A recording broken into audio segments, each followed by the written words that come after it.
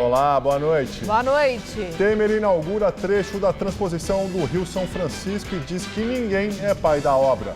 A transposição do rio para levar água até regiões da seca começou no governo Lula. O juiz Sérgio Moro diz que advogado de Lula quer fazer propaganda política em julgamento. Foi durante o depoimento de Henrique Meirelles no caso do triplex do Guarujá. Impeachment por corrupção afasta a primeira mulher eleita presidente na Coreia do Sul. Manifestações de rua contra e a favor em Seul provocam 2 mortes. Filas para sacar dinheiro de contas inativas do Fundo de Garantia começam de madrugada em São Paulo. A Caixa calcula que foram resgatados 300 milhões de reais. O prefeito paulistano avança na sua guerra contra pichadores. João Dória anuncia como serão os 8 grafitódromos da cidade. A investigação sobre a chapa Dilma Temer, Marcelo Odebrecht e executivos da empresa passam por acariação no TSE. O Jornal da Gazeta está no ar.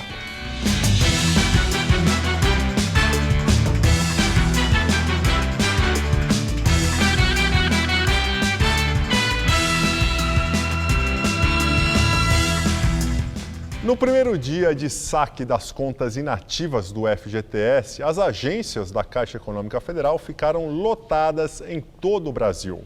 Em São Paulo, as filas se formaram muito antes do horário de abertura, que foi às 8 da manhã. De acordo com a Caixa, só hoje foram sacados 300 milhões de reais. Muita gente escolheu o período da manhã para fazer a retirada. E o dia começou com fila. Vou pagar umas contas que estavam atrasadas e vou pagar principalmente meu IPVA, que também estava quase ficando atrasado já também. Liquidar a dívida todo mundo quer, né?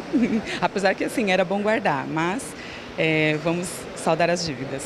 Nessa primeira etapa, podem sacar os valores da conta inativa do Fundo de Garantia por Tempo de Serviço as pessoas que nasceram em janeiro e fevereiro.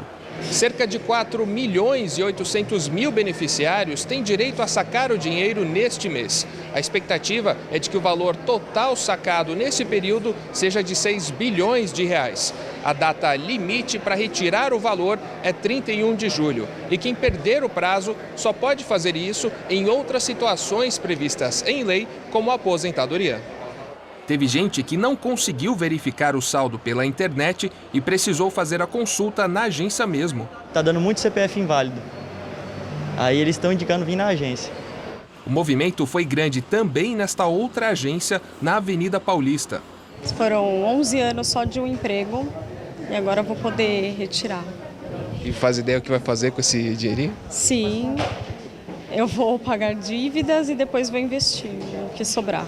A estimativa do governo é de que o saque das contas inativas deva injetar mais de 43 bilhões de reais na economia.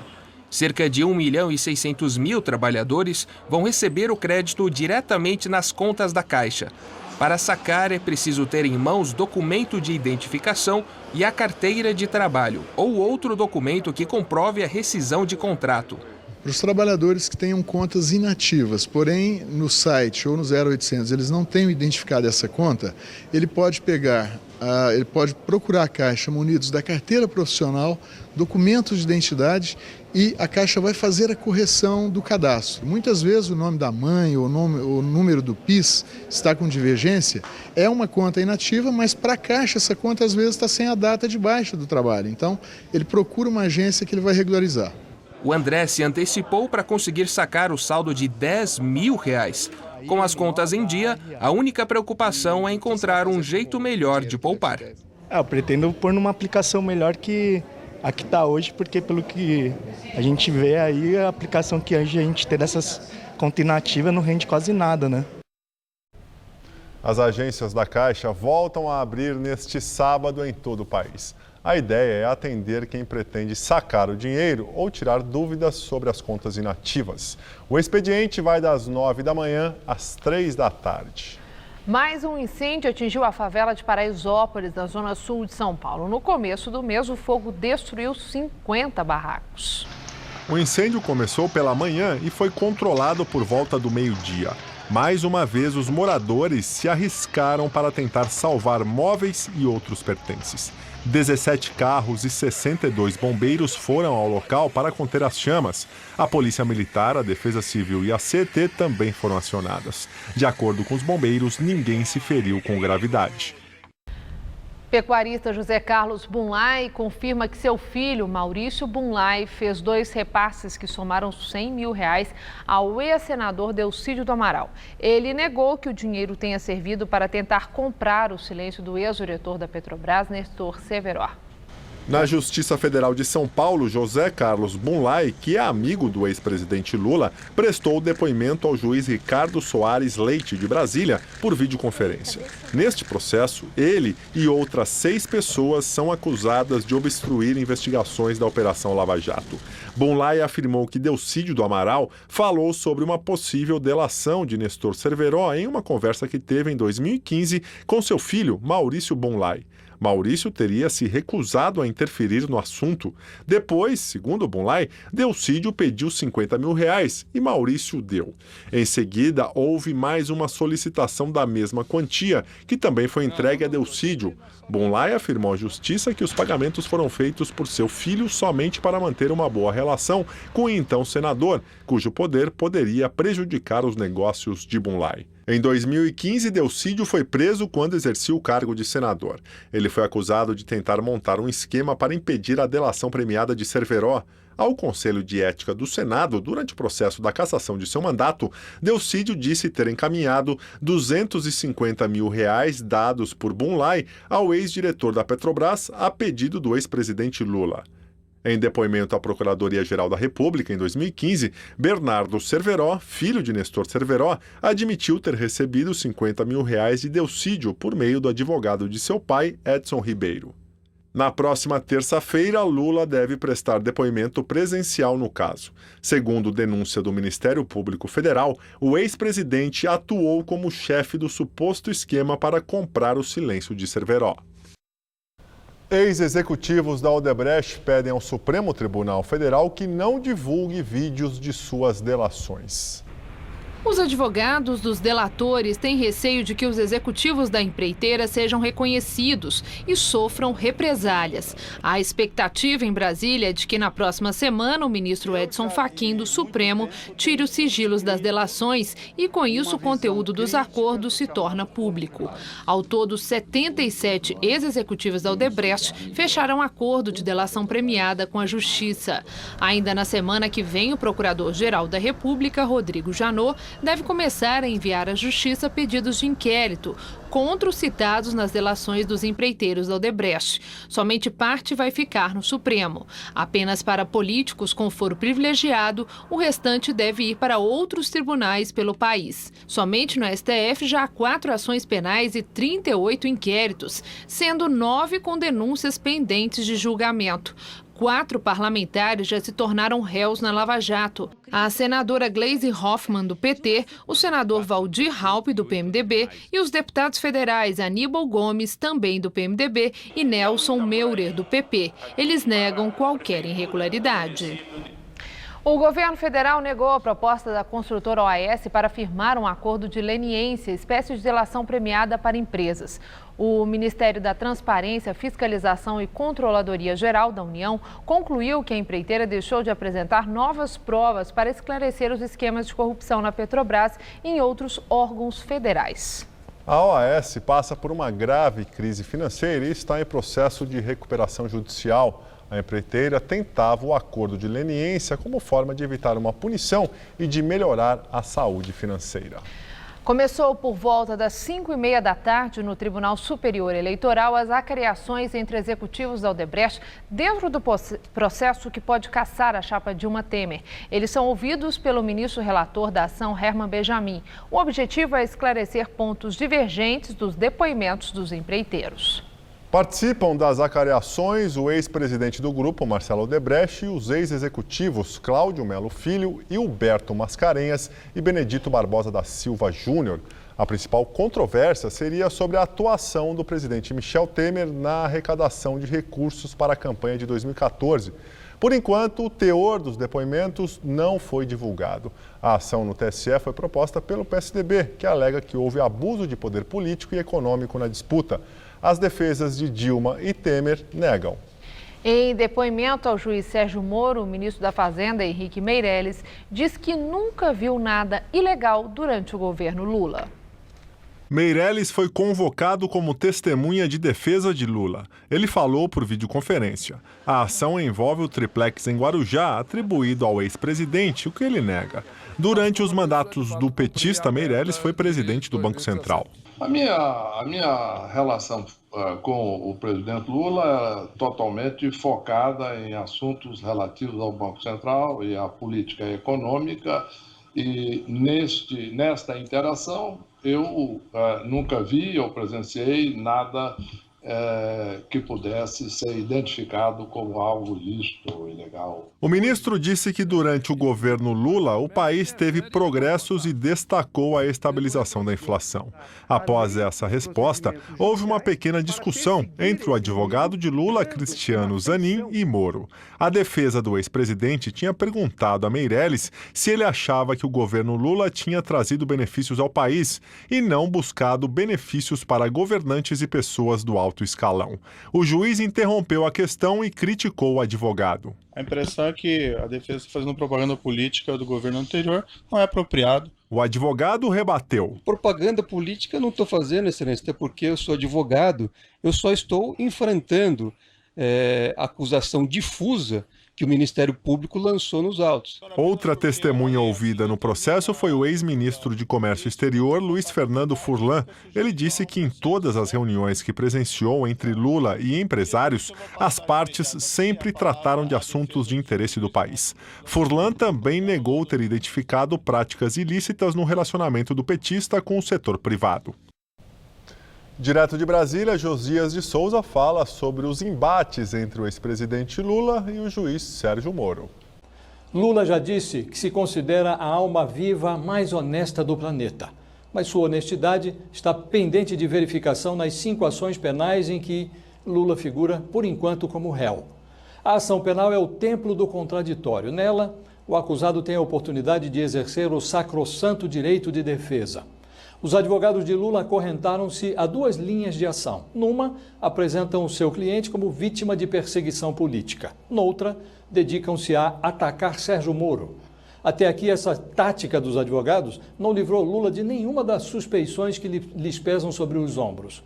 Ao contrário, a estratégia passa a impressão de que Lula tornou-se um réu indefeso. Qualquer que seja a acusação, a defesa é sempre o lero-lero da perseguição política. A essa altura, os perseguidores de Lula já somam um exército. Os agentes da Polícia Federal que o investigaram, os procuradores que o denunciaram, os juízes que aceitaram as denúncias, os tribunais que rejeitaram a maioria dos seus recursos. O mundo parece conspirar contra Lula. Nesta sexta-feira, horas depois de ter amargado mais 2 derrotas na guerra judicial que trava contra Sérgio Moro, uma no STJ, outra no TRF da 4ª Região, a defesa de Lula voltou a se indispor com o juiz da Lava Jato. Os advogados arrolaram como testemunha de defesa Henrique Meirelles, que presidiu o Banco Central sob Lula. Ao perceber que os advogados levantavam a bola para Meirelles elogiar o governo Lula, Sérgio Moro avisou que o processo sobre o triplex do Guarujá não é o local mais adequado para fazer propaganda política. A defesa de Lula acusou Moro de desrespeito. Lula talvez não tenha notado, mas sua defesa já ofende a inteligência da plateia. Se há um complô contra Lula, seus advogados lideram a conspiração. Boa noite. E o juiz Sérgio Moro mandou arquivar mais uma ação contra Marisa Letícia, mulher de Lula, que morreu no mês passado. Ela, assim como o ex-presidente, respondia pelo crime de lavagem de dinheiro. Segundo o Ministério Público Federal, a Odebrecht pagou propina por meio da compra do terreno onde seria construída a nova sede do Instituto Lula e do apartamento vizinho ao do ex-presidente em São Bernardo, no ABC Paulista. Com a decisão de Moro, na prática, foi decretada a impossibilidade de punir a ex-primeira-dama em virtude da morte. O juiz já tinha feito o mesmo no processo que trata do triplex em Guarujá. Os advogados de Dona Marisa tinham pedido a absolvição sumária, o que foi negado por Moro. O presidente Michel Temer inaugura trecho leste da transposição do Rio São Francisco. Temer defendeu que ninguém tem paternidade da obra que começou em 2007, durante o segundo mandato do governo Lula. No primeiro discurso do dia, realizado em Campina Grande, na Paraíba, Michel Temer disse que o povo é responsável pela transposição do Rio São Francisco. Eu não quero a paternidade dessa obra. Ninguém pode tê-la. A paternidade é do povo brasileiro e do povo nordestino. Porque vocês é que pagaram impostos ao longo do tempo, vocês é que permitiram que nós pudéssemos fazer grandes investimentos nessa obra que vai cada vez mais sendo festejada. As obras começaram em 2007, ainda no segundo mandato do ex-presidente Lula. Na página do Facebook de Lula, foram feitas publicações sobre a transposição em que o ex-presidente afirma ter exercido o papel de idealizador do empreendimento. No site oficial da ex-presidente Dilma Rousseff, também há referência à transposição com declarações sobre o processo de construção durante o governo dela. A previsão inicial era que o projeto fosse concluído em 2012, ao custo de 4,5 bilhões de reais. 5 anos do prazo, os valores já passaram dos 8 bilhões e 200 milhões de reais. E só nos últimos 10 meses foram injetados mais 602 milhões nas obras. O projeto prevê 2 canais com total de 477 quilômetros de extensão, que tem como objetivo garantir abastecimento de água a cerca de 12 milhões de pessoas. Serão beneficiados 390 municípios nos estados de Pernambuco, Ceará, Rio Grande do Norte e Paraíba. Em janeiro, Temer prometeu que o segundo trecho, o norte, será entregue ainda este ano. Um professor da Escola Estadual Almirante Custódio José de Melo, na zona leste de São Paulo, recebeu uma homenagem inesperada. Aos 64 anos de idade, prestes a se aposentar, ele teve uma despedida digna para quem dedicou a vida à profissão. O momento foi registrado num vídeo que acabou causando emoção na internet. Por isso, o professor Luiz Antônio Jarcovis é um personagem de hoje do quadro Cara de São Paulo.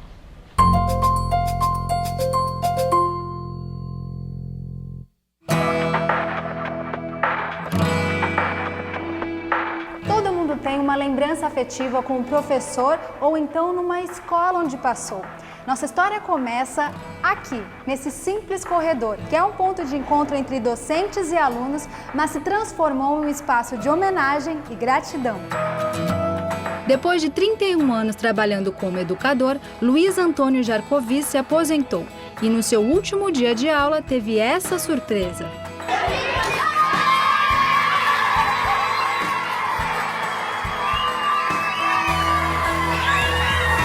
Foi difícil para o Luiz controlar a emoção. Há 11 anos ele dava aula de ciências nessa escola estadual da Vila Granada, zona leste de São Paulo. Desde pequeno, ele sabia que era esse o caminho que queria trilhar, mas não foi fácil. Com 5 anos, ajudava os pais na plantação de café no interior do estado. Eu chorava muito, né? Na época, porque era muito sol, né? Muito quente. Né? Na adolescência, veio para a capital com a família, mas teve que interromper os estudos para trabalhar e ajudar nas contas de casa. Foi um professor quem o apoiou a voltar à escola. Eu me espelho muito num professor que eu tive, né? No terceiro e quarto ano. Ele me deu material que meus pais não podiam comprar, né? Luiz é formado em biologia e é um dos milhares de professores que enfrentam as dificuldades do ensino brasileiro. Dificuldade maior que a gente percebe é o salário, né? Então, aquele que não gosta realmente é meio complicado, né? Continuar a lecionar. O reconhecimento a gente não tem, né? Esse reconhecimento. E eu gostaria, né, que tivesse. E o reconhecimento tão esperado, enfim, aconteceu. Mais de 1 milhão de pessoas viram vídeo na internet. A diretora da escola foi quem postou a gravação. Todo mundo se comoveu. E o professor, ele é muito carismático, muito gentil. Então, acho que representou muito os professores queridos de todo mundo. E tem alunos que não gostam muito da matéria. Já do professor... Ciências não gosto muito, mas dele eu gosto. Foi muito especial. Ele dava a aula que a gente entendia bastante. O seu Luiz já tem novos planos de vida, mas aquele momento de despedida com os alunos sempre ficará na memória. Acho que qualquer prêmio de loteria não se iguala ao que eu recebi, né? Então, eu estou muito feliz. É Luiz feliz.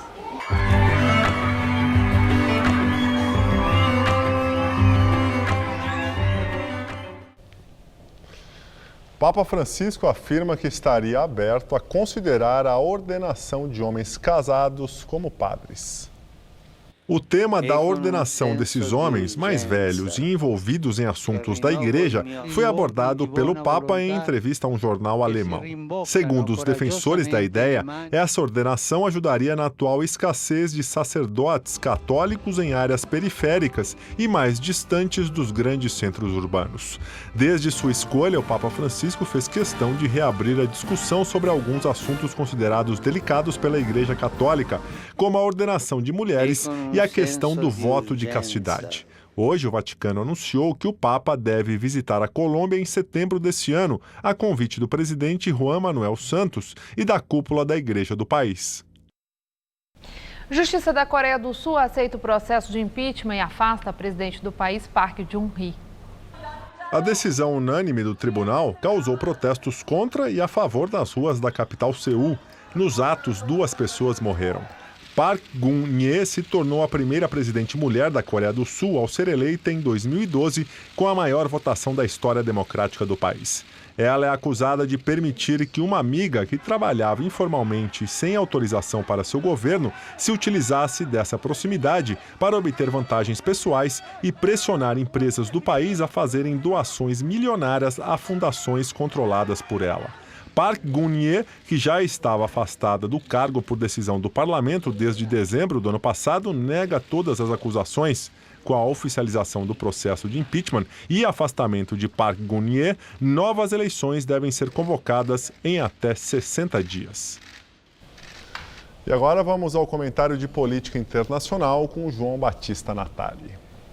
Então tivemos mais um impeachment de uma mulher presidente da República. E desta vez foi na Coreia do Sul. O parlamento sul-coreano já havia afastado Park Geun-hye em dezembro. A decisão definitiva veio agora com a Corte Suprema. Ela caiu porque desafiou a democracia. Ela tentou censurar a imprensa, mandou fazer listas negras de jornalistas. Também determinou que todas as escolas adotassem apenas livros de história aprovados pelo governo. A censura à história foi um jeito da presidente Park de preservar a memória do pai dela. O general Park deu um golpe de Estado em 1961. Ele foi ditador por 18 anos. Morreu assassinado pelo chefe da segurança dele. A Coreia do Sul só virou uma democracia em 1989. A direita justificava a ditadura pelas ameaças da Coreia do Norte. As duas Coreias eram um só país. A guerra que terminou em 1953 dividiu o território em 2. O norte comunista e o sul uma ditadura ligada aos Estados Unidos. Foi o pai da presidente Park quem industrializou e enriqueceu a Coreia do Sul. Há 50 anos, o país era mais pobre do que o Brasil. Hoje, a renda per capita deles é 2,5 vezes maior do que a nossa. O segredo foram investimentos em um sistema de ensino focado em matemática e tecnologia. Marcas como Samsung e Hyundai são hoje potências globais. A queda da filha do general Park começou com imensas manifestações de rua todos os sábados a partir de novembro. E há nessa história um lado pessoal. Solteirona, Park tinha há 40 anos uma grande amiga que usou o nome dela para arrecadar milhões de dólares para 2 fundações sem fins lucrativos, mas que acabaram enriquecendo essa melhor amiga. Com a aprovação do impeachment pela Suprema Corte, os partidários da presidente deposta também saíram nas ruas. 2 morreram nas manifestações. Um deles porque despencou de um camburão da polícia e o outro porque um alto-falante caiu na cabeça dele. É assim que o mundo gira. Boa noite. E um vídeo viralizou hoje na internet. No Reino Unido, uma entrevista sobre o impeachment da presidente da Coreia do Sul teve uma interrupção inusitada. Enquanto o professor Robert Kelly falava sobre o impeachment para a rede de TV britânica BBC, uma menininha entra no escritório. Apesar do aviso do apresentador, Kelly se manteve concentrado na entrevista. Na sequência, um bebê no andador também entra na sala. Logo depois, uma mulher entra agachada, pega as crianças e tenta fechar a porta do quarto. Apesar das interrupções, Kelly conseguiu terminar a entrevista e o apresentador agradeceu a participação. E ainda comentou que há uma primeira vez para tudo na televisão. Pois é, televisão ao vivo é assim. E a história da televisão brasileira é contada numa exposição interativa que vai ser aberta amanhã aqui em São Paulo.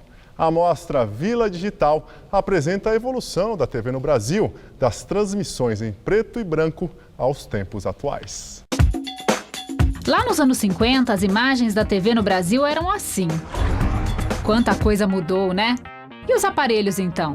Cada um mais diferente. Depois de passear pela história da TV, o telespectador chega à era digital, a TV do futuro que virou presente. E o Jornal da Gazeta anuncia a novidade. No dia 29 de novembro, o município de Rio Verde, em Goiás, será o primeiro do país a ter o sinal de TV analógico totalmente desligado. O objetivo da exposição é mostrar que o mundo está modernizando-se e a TV também, a imagem da TV também. O sinal analógico vai ser desligado aqui em São Paulo no final de março e todo mundo terá que se adaptar. Quem não tem um aparelho novo vai continuar recebendo a programação na TV com um conversor digital. Os kits podem ser comprados ou retirados de graça por quem está inscrito em programas sociais do governo federal. Para muita gente, a TV digital pode até ser uma novidade, mas as emissoras de televisão já estão trabalhando nessa transformação há 10 anos. Quem vier à exposição vai poder sentir um pouco o que é estar nos bastidores dessa nova televisão. Este, por exemplo, é um estúdio virtual. O cenário é assim todo verde mesmo, bem diferente do que você vê em casa. E dá para relembrar artistas do passado e ver quem ainda escreve essa história. Olha a Kátia Fonseca e o Rony Fon ali.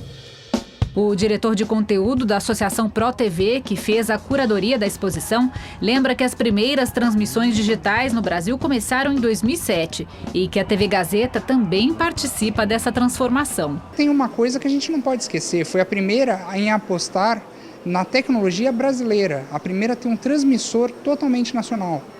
Então isso foi algo que é um marco para a história. A mostra Vila Digital fica em cartaz no Centro Cultural dos Correios até 31 deste mês. A exposição pode ser vista de terça a domingo, das 11 da manhã às 5 da tarde. A entrada é gratuita. Justiça determina que a Prefeitura de São Paulo rompa o contrato com o Instituto Brasileiro de Gestão Cultural, organização social responsável pela administração do Teatro Municipal de São Paulo. Com isso, a administração do teatro deve ser retomada pela Prefeitura até que seja feita uma nova contratação.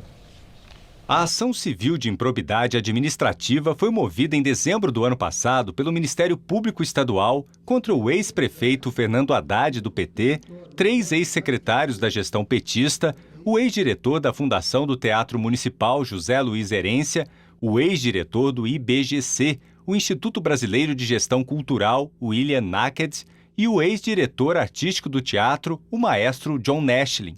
A Justiça acolheu parcialmente a ação e determinou a suspensão imediata do contrato entre a Prefeitura de São Paulo e o Instituto e exigiu que a administração do Teatro Municipal seja retomada pela gestão do prefeito João Dória, do PSDB, até que uma nova empresa seja contratada. A atual administração terá o prazo de 3 meses e poderá ser multada em até R$10 mil por dia se descumprir a decisão.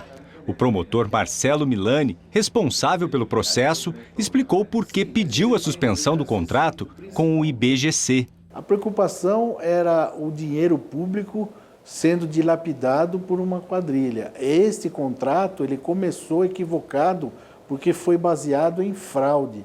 A prefeitura, o cofre da prefeitura, estava sendo fraudado. Então nós queríamos que essa fraude, que esse prejuízo cesse. E o juiz deferiu essa questão. Durante a investigação, o Ministério Público Estadual constatou desvio de mais de 15 milhões de reais de recursos do Teatro Municipal entre 2013 e 2015. O ex-diretor da Fundação do Teatro, José Luiz Herência, e William Naked, diretor do IBGC, assinaram acordos de delação premiada. A Câmara Municipal de São Paulo também chegou a instalar uma CPI para apurar o caso, e os gestores do teatro foram afastados do cargo. O relatório final, de mais de 24 mil páginas, foi encaminhado ao Ministério Público. O nome do ex-prefeito Fernando Haddad foi retirado do documento. Em janeiro deste ano, a Prefeitura renovou o contrato com o IBGC, assinado por Haddad em 2013, por mais 6 meses, pelo valor de R$ 60 milhões e 800 mil reais.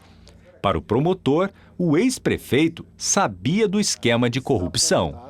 Ele está apontado como o principal responsável por toda essa organização. Desde o começo, ele sabia da ocorrência de falcatruas na Fundação Teatro, de falcatruas no IBGC e nada fez. A Prefeitura afirma que vai cumprir a decisão e deve buscar uma outra organização não governamental para administrar o Teatro Municipal.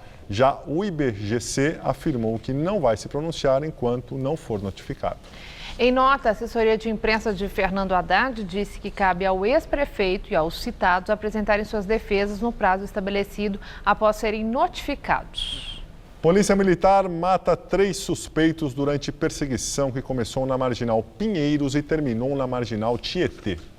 O carro perseguido pela polícia bateu em outro veículo. Além dos 3 suspeitos mortos, um 4º homem foi preso e armas foram apreendidas. Segundo os policiais militares, eles atiraram para revidar os disparos feitos pelos suspeitos que estavam em um carro roubado.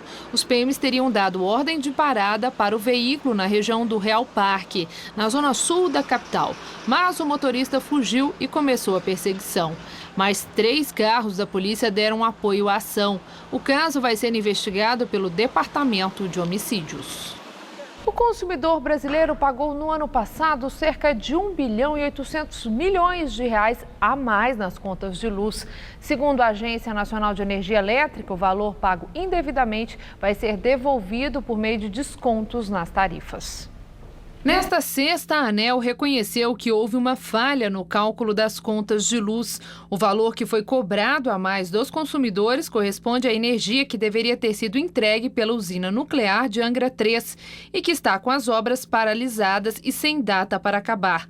A Agência Nacional de Energia Elétrica explicou que o dinheiro cobrado a mais será ressarcido aos consumidores por meio de reajustes menores nas tarifas de energia elétrica. A Prefeitura de São Paulo anunciou hoje os critérios para a criação do chamado Museu do Grafite.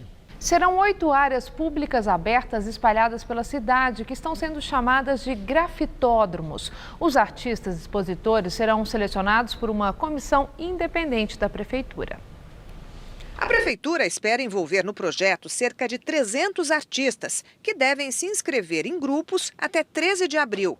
O programa vai custar R$200 mil e, segundo o prefeito João Dória, será bancado por patrocinadores. São várias as indústrias que produzem tintas de qualidade que são utilizadas pelos artistas e nós teremos o apoio deles. Isso já está definido e por doação, não tem contrapartida nenhuma. A Prefeitura voltou atrás na ideia de definir os locais que serão grafitados. Os artistas é que vão sugerir na proposta onde querem pintar. A intenção é delimitar paredes e muros em 8 áreas públicas, em todas as regiões da cidade. Serão áreas públicas, não podem ser áreas privadas. E uma coisa importante também é que os projetos terão a garantia de 2 anos expostos. Não serão destruídas de nenhuma maneira.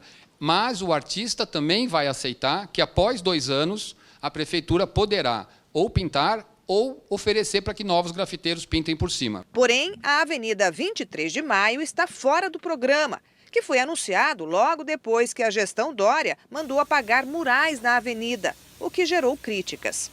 Uma comissão formada por artistas e críticos vai selecionar os melhores projetos. A Prefeitura não vai exigir que o artista apresente de forma prévia o desenho que ele vai fazer.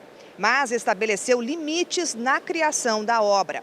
Pelo edital, o grafite não vai poder expressar mensagens políticas.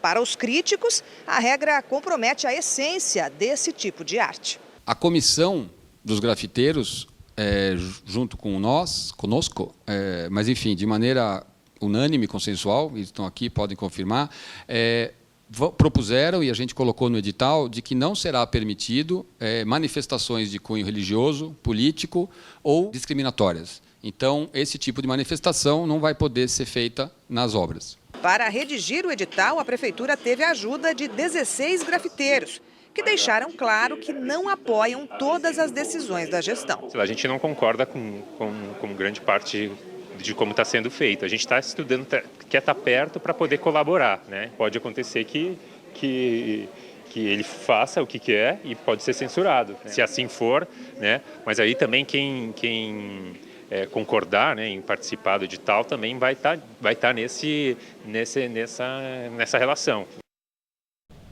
Em entrevista à rádio CBN, o presidente Michel Temer afirmou que o ex-presidente da Câmara dos Deputados, Eduardo Cunha, do PMDB, não tem nenhuma influência no governo. Está havendo realmente essa dominação do Eduardo Cunha no governo? Não, absolutamente não existe, né? E com o senador Renan, eu tenho dialogado permanentemente, tenho certeza que nós vamos continuar dialogando, ele vai continuar nos ajudando, preocupado que é com o país e sabe a importância das reformas. Eu tenho absoluta convicção de que ele vai nos ajudar e, evidentemente, estas afirmações não têm sustentação, né?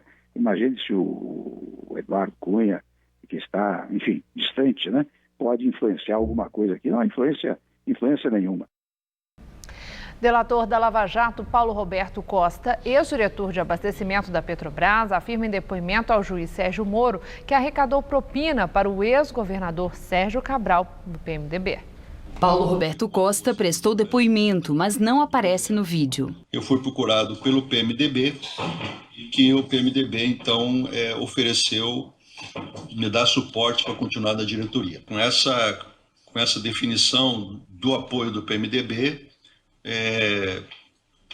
o governador, na época, me chamou algumas vezes lá no Palácio e pediu ajuda monetária para ele, para as campanhas dele.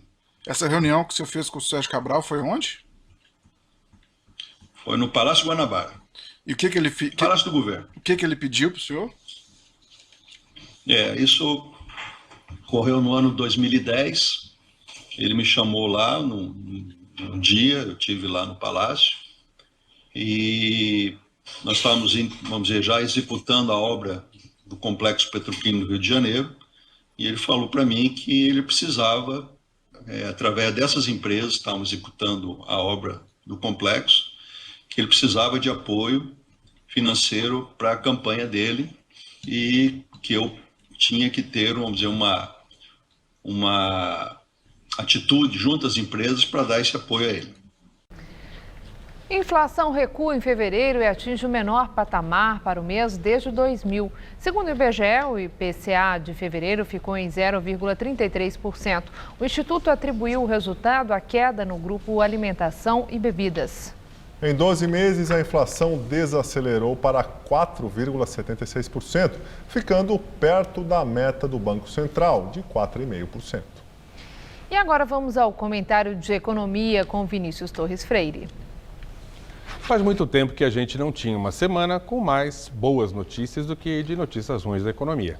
São coisas miudinhas ainda, mas a gente espera que a galinha da economia comece a encher o papo com esse milho miudinho. Hoje a gente viu a inflação surpreendendo para baixo de novo. Em termos de inflação anual, é a mais baixa desde setembro de 2010, quase 7 anos. A inflação da comida, por causa da safra excelente, caiu para baixo de 5% ao ano. No ano passado, nesta mesma época, a inflação da comida estava em horríveis 13% ao ano. Na verdade, nos últimos 6 meses, o preço médio da comida caiu. Como a gente sempre diz aqui na Gazeta, menos inflação, juros mais baixos, caindo bem daqui até o final do ano. Além da inflação, soube-se nesta semana da produção das fábricas, da produção industrial de janeiro. A produção parou de cair. Parece pouco, mas até outubro caía ainda de modo pavoroso. A produção de carros voltou a subir na comparação com o ano passado. Boa parte desse aumento foi de carros feitos para exportação, para vender lá fora. Mas, pelo menos, as montadoras estão produzindo mais. Isso significa que as demissões param. A inadimplência continua a cair desde o final do ano passado. Isso é, o número de atrasos e calotes diminui. Isso quer dizer que o brasileiro está apertado, sim, mas muitos, pelo menos, estão se livrando de dívidas. A gente viu também nesta semana que, pela primeira vez desde o início de 2015, as indústrias pararam de ficar pessimistas sobre seus investimentos. Quer dizer, na média, não pretendem mais cortar gastos em novas compras de máquinas, equipamentos ou prédios. Por fim, começou a cair na conta de milhões de pessoas o dinheirinho que estava parado no FGTS. Não é muito para cada um, para a maioria das pessoas, mas tudo junto dá mais de 30 bilhões de reais. É um dinheiro que dá para mexer a economia toda. Tudo ainda é muito frágil. Parecem uns brotos de planta nova surgindo no canto de uma fazenda queimada. Mas pode ser o começo do fim desta crise muito triste e horrorosa. Boa noite. Choveu forte agora à tarde aqui em São Paulo e 2 córregos na Penha, na Zona Leste, transbordaram. Chegou a chover granizo no Butantã e também em Arthur Alvim. Pois é, como será que fica o tempo no fim de semana? Vamos ver em detalhes a previsão com Mariana Armentano.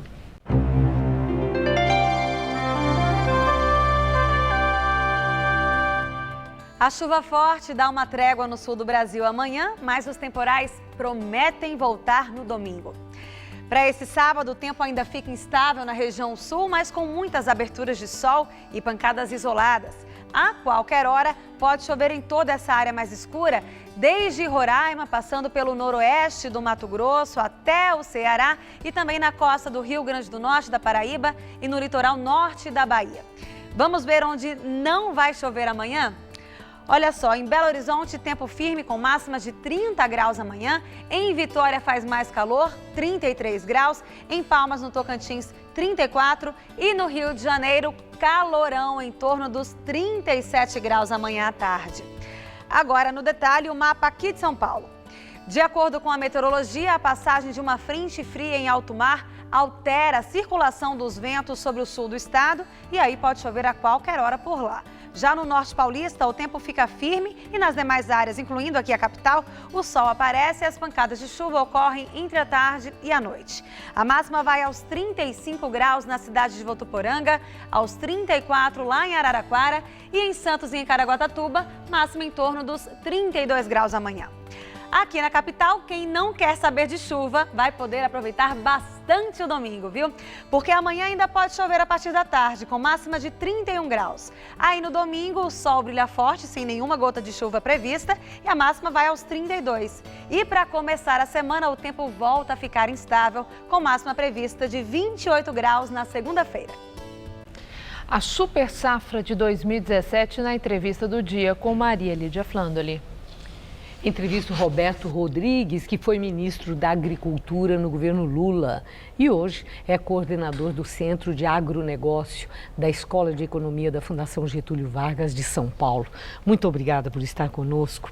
Imagina. Nesses tempos de recessão, só o setor agrícola é que tem trazido a boa notícia, um otimismo muito grande com o que está sendo chamado de a super safra de 2017. Eu quero começar com isso. Qual é o peso do agronegócio no resgate da nossa economia?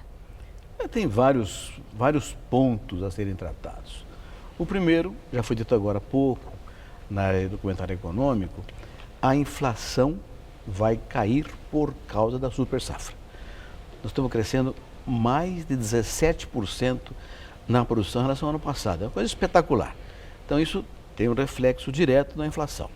Segundo reflexo é que, sobretudo no interior brasileiro, haverá muito investimento na área urbana, com casas, com veículos, com eletrodomésticos, que os produtores rurais acabam comprando para renovar o seu patrimônio. E o terceiro ponto, e talvez o mais importante para o país, é que nós vamos exportar muito mais do que no ano passado, o que significa uma balança comercial mais positiva, superavitária, com base no agronegócio. São três temas formidáveis para a economia. Além disso tudo, Maria Luísa, tem um tema adicional. É possível que só a renda do agronegócio desse ano crescente represente mais 0,5% no PIB nacional inteirinho. Portanto, crescer 0,5% do PIB esse ano já é líquido e certo só por causa da agricultura. É bom mesmo, hein? É bom. É bom mesmo.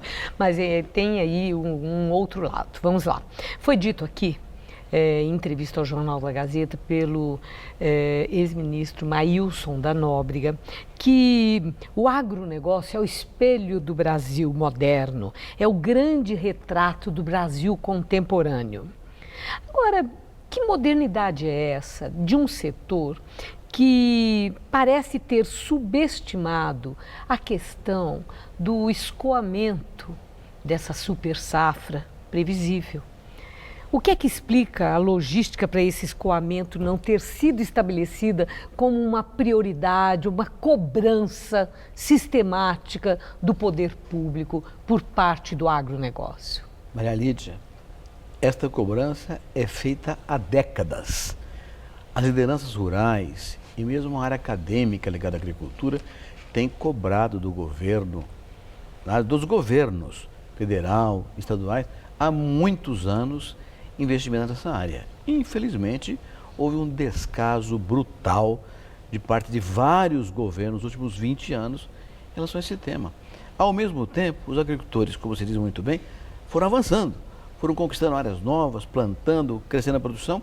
Então, o desencontro foi brutal. Enquanto a produção aumentou, a logística ficou relativamente menor e de pior qualidade. Isso tem uma consequência dramática para o país. Não, as imagens têm mostrado, né? As imagens dão a sensação que o produtor está perdendo. É claro que o produtor está perdendo, mas é muito mais do que isso. Pra você ter uma ideia, este ano nós devemos exportar 60 milhões de toneladas de soja e mais de 25 milhões de toneladas de milho. São quase 90 milhões de toneladas de grãos. Só que isso tem que ter uma métrica, um ritmo adequado. Esse ritmo está interrompido, porque as estradas não permitem o escoamento. Então, nós temos o caso já de navios em Belém do Pará, que tiveram que ir para Paranaguá, porque não chegava a carga lá. Então, o prejuízo para o país é brutal. Infelizmente, é uma questão recorrentemente reclamada, é uma vergonha nacional que não é culpa dos produtores. Quer dizer que quando o ministro Blairo Maggi diz que a safra recorde está indo pelo ralo, pelos buracos das estradas, com um prejuízo, ele estimular 350 milhões de reais, ele não está exagerando? É uma força de expressão do ministro Blairo Maggi, que conhece bem o assunto, ele é do Mato Grosso, ele conhece profundamente o assunto, ele sabe o prejuízo que isso acontece. E, de fato, nós estamos perdendo muito dinheiro, o país inteiro, por causa disso. Dinheiro, empregos e riqueza para a sociedade brasileira.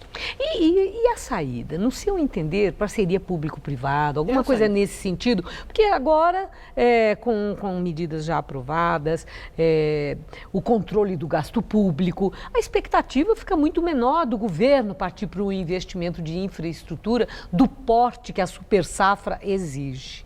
Até porque não tem recursos. Exato. Além disso, além de não ter recursos, os limites agora previstos pela nova lei. A indagação, o que é que pode ser feito em termos dessa parceria para que no ano que vem não estejamos falando do mesmo assunto? Maria Lídia, há algum tempo já, investidores nacionais e estrangeiros, principalmente estrangeiros, têm interesse em investir em logística e estrutura no Brasil. Qual é o problema desse assunto aí? Segurança jurídica. No governo passado, da presidente Dilma, havia outro problema, que era o payback, o resultado financeiro do investimento. Era limitado pelo governo, então ninguém tinha interesse em investir bilhões de dólares sem resultado, sem lucro no processo. Isso está mudando agora, o governo já mudou, e é preciso então que haja uma regulamentação jurídica tão clara que qualquer investidor saiba exatamente quais são as regras a serem vividas. Aí é segurança jurídica, teremos investimento. Então, resposta à pergunta. Parceria público-privada a partir de segurança jurídica.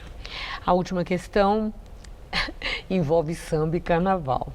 A escola de samba Imperatriz Leopoldinense, no samba Enredo, fez ali uma crítica social muito pesada em relação ao agronegócio, num sentido de desrespeito à natureza e destruição da natureza.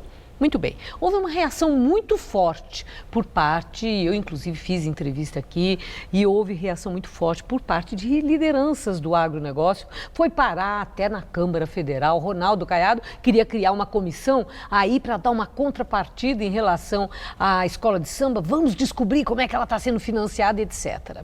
Bom, o que eu quero ouvir, passado o carnaval, passado tudo isso, no seu entender, se foi adequada a reação do setor, a reação do agronegócio diante dessa crítica num samba enredo, coisa que é praxe. Ou houve aí um excesso e atravessou a bateria e perdeu o tom? É um tema complexo, mas a escola cometeu um erro.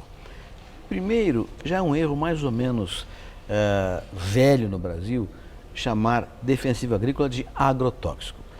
Defensivo agrícola é um remédio para a planta, para combater doenças, para combater pragas. É como se a gente tomasse um remédio que chamasse humanotóxico. Mas a reação, eu quero saber, mas nessa questão do carnaval mesmo, a reação do setor tão indignada, foi emocional, reagiu com o fígado, atravessou ali na bateria e faltou jogo de cintura para esse samba? Não, acho que a reação foi espontânea, emocional, de sentimento de injustiça cometido pelo produtor rural brasileiro. O nosso país é um país tropical, que faz 3 safras por ano na mesma área. Então, sem defensivo, não se foi a lugar nenhum. Porque o uso defensivo é fundamental. Houve uma reação um pouco forte, mas natural, que é espontânea. Muito obrigada por sua entrevista. Agradeço, uma boa noite. Igualmente. Gabriel. A seguir, os gols da Libertadores e da Copa do Brasil. Corinthians vence o Luverdense por 2-0 em Cuiabá.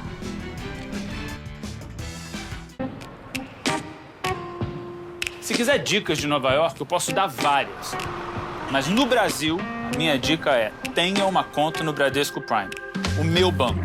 Porque lá eu tenho atendimento personalizado, consultoria de investimento e, é claro, serviços internacionais. Porque uma hora eu posso estar em um lugar. Logo depois, em outro. Bradesco Prime. Viver é Prime.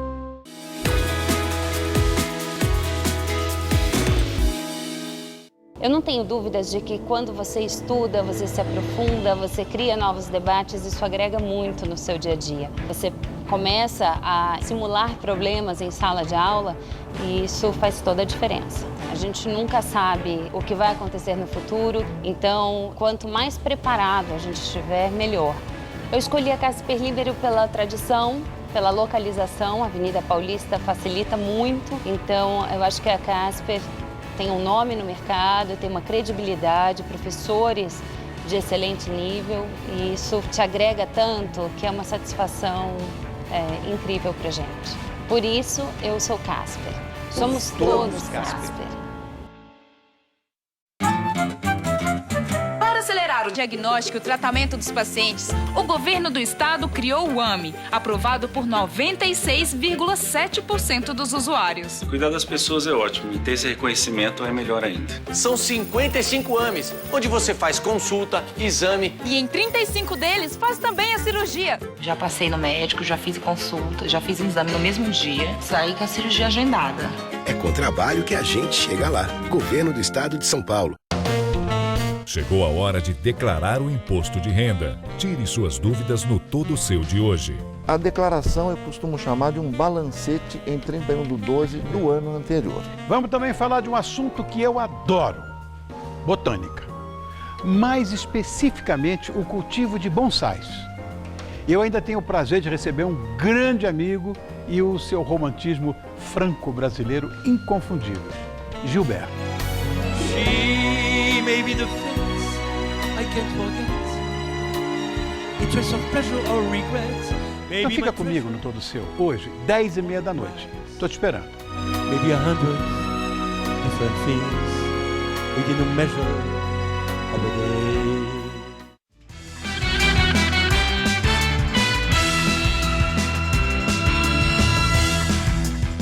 E agora as notícias do esporte com Gabriel Cruz e Celso Cardoso. Quinta-feira de bons resultados dos times brasileiros na Libertadores, né, Celso? Tudo bem? Tudo, Gabriel. O Santos até que poderia ter feito melhor, mas empatar fora de casa, na fase de grupos, realmente não deixa de ser um bom resultado. Já o Grêmio conseguiu um excelente resultado. Venceu na Venezuela o Samora. Veja os gols começando pela partida de Lima. No Peru, o Santos enfrentou o Sporting Cristal pelo grupo 2 e logo aos 13 minutos, Caçulo, em posição irregular, fez 1-0 para os donos da casa, tocando de cabeça no canto de Vladimir. O empate do Peixe veio num belo chute de Lucas Lima para Thiago Maia. O volante dominou bonito e encheu o pé para definir o placar. Sporting Cristal 1, Santos também 1. Já o Grêmio foi à Venezuela enfrentar o Samora. Léo Moura abriu o placar depois de uma ótima troca de passes pelo meio, 1-0. No segundo tempo, Ramiro foi empurrado dentro da área e o árbitro não teve dúvida, pênalti. Na cobrança, Luan deixou dele e definiu a vitória do Grêmio na estreia da equipe gaúcha no grupo 8 da Libertadores, 2-0. Pela Copa do Brasil, o Corinthians, jogando em Cuiabá, venceu o Luverdense. E desta vez, nada de 1-0. Melhorou um pouquinho, 2-0. Boa vantagem para o jogo de volta, programado para quinta que vem, dia 16, na Arena em Itaquera.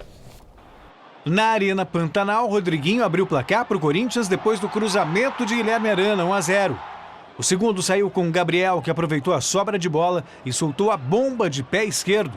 O placar de 2-0 deixa o Corinthians na condição de poder perder por até um gol de diferença semana que vem em Itaquera. E a Justiça Paulista decretou a prisão de suspeitos de matar o fundador da torcida Mancha Alviverde, Moacir Bianchi. O crime aconteceu no último dia 2, no bairro do Ipiranga, na zona sul de São Paulo. De acordo com o Ministério Público, foram decretadas as prisões de 2 suspeitos. Um seria o autor dos 2 disparos e o outro o motorista que dirige o carro no momento do crime. No entanto, os nomes dos suspeitos ainda não foram divulgados. Por hoje é só, Gabriel. Só uma correçãozinha, Celso. Foram 22 disparos, você falou 2. Ah, desculpe, 22. E o Jornal da Gazeta termina aqui. A edição de hoje pode ser vista no site do Jornal da Gazeta. Mais notícias em nossa edição das 10. Uma boa noite para você, um ótimo fim de semana. Eu volto às 10 horas com mais notícias. Eu te espero. Até lá. Conheça melhor o cultivo de bonsais no Todo Seu. Hoje, 10h30 da noite.